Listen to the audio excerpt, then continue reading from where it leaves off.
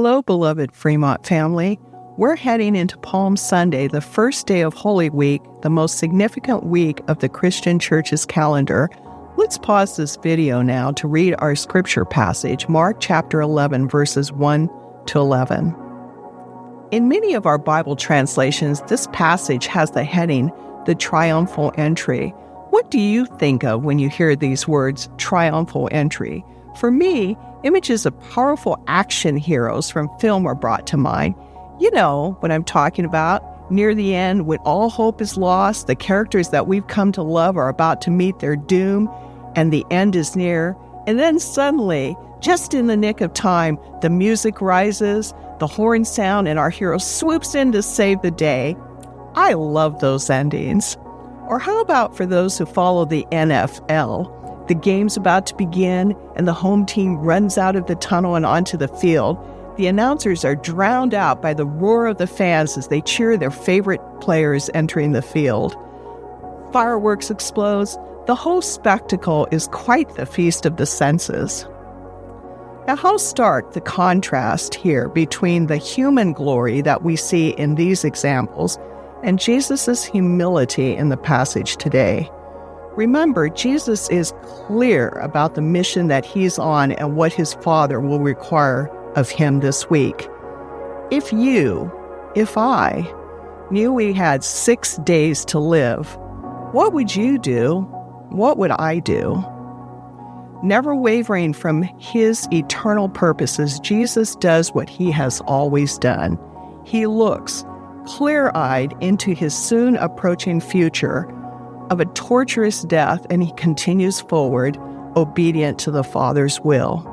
He makes his way walking to Jerusalem along with thousands of other pilgrims for the Passover celebration. He sends 2 of his disciples ahead to Bethphage, a small village about a mile outside the great city.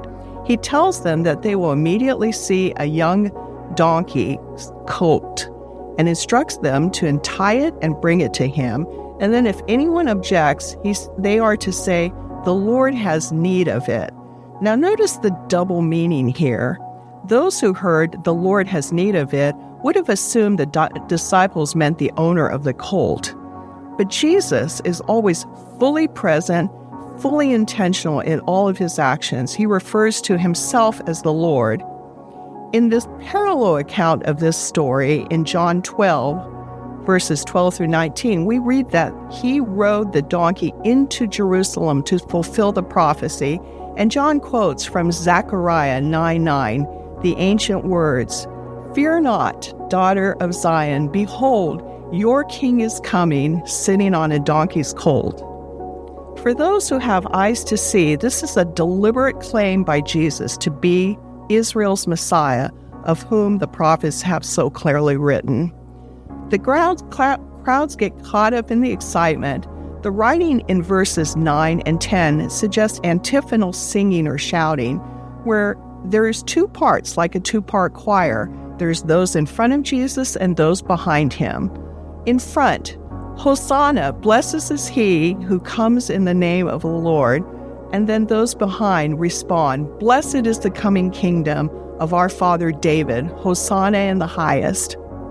Only in retrospect did the disciples understand the true meaning of these praises, and now we do too. Jesus is the true King, the one who's conquered death itself and saves from sin to the uttermost. He established an eternal kingdom, and we are made citizens through faith in him. Getting back to those action stories, maybe we enjoy them so much because we long in our hearts for a great hero.